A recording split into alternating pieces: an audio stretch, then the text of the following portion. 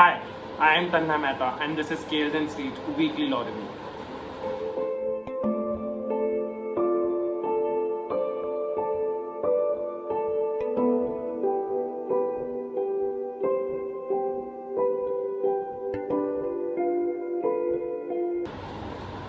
The Supreme Court recently set aside a Punjab and Haryana High Court order in a revision petition which directed parties in a civil suit to maintain status quo despite the fact that no prima facie case was made out by the plaintiff for grant of such relief.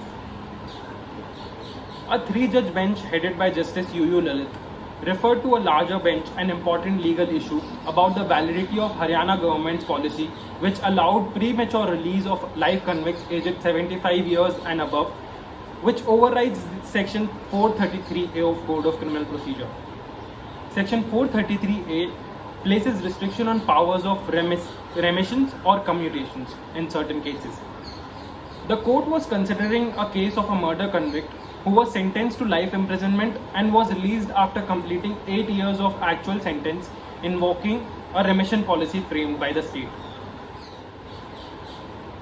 The Supreme Court, in a judgment delivered on July 17, has held that in a situation where both the attesting witnesses to a will are dead, it is sufficient to prove that the attestation of at least one attesting witness is in his handwriting.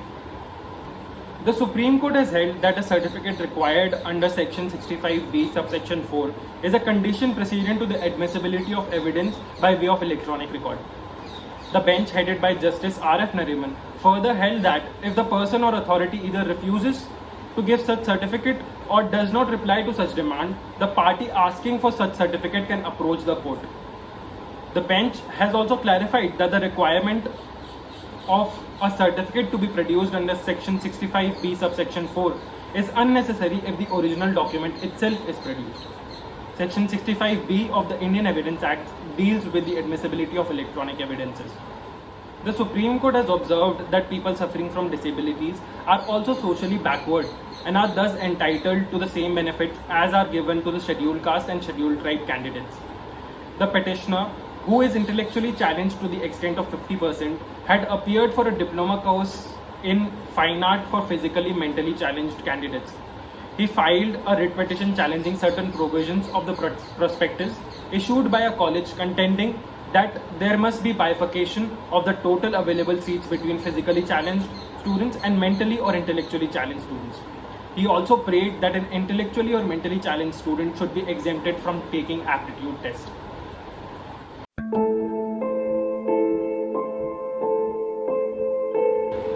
Telangana High Court on July 17th observed that it is the duty of the state to ensure that camels are not being slaughtered in the name of tradition.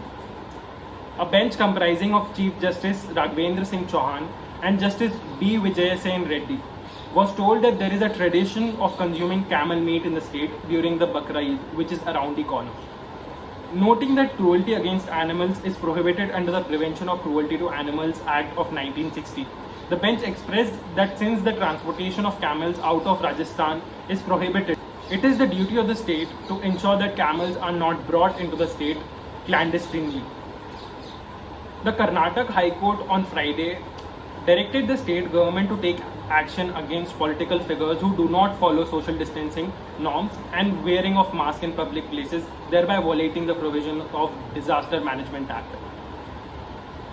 In a significant ruling, the High Court of Himachal Pradesh has held that the benefits of maternity leave is available to contractual employees as well.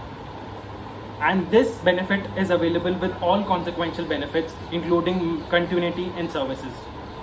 The Karnataka High Court has directed the Bar Council of India to clarify if it has powers to relax rules and if it has exercised to allow law universities to issue alternative guidelines to dispense the mandatory requirements for all final year students of 5-year law course to engage themselves in moot courts, internships, pre-trial preparations, etc. for the academic year of 2019-20.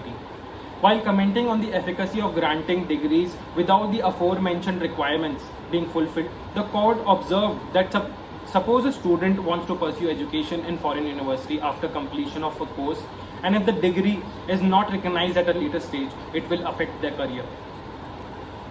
The Punjab and Haryana High Court has asserted that in a criminal case, one cannot be expected to have a photographic memory, and that slight changes in the facts or alleged improvements are bound to happen and must be considered natural.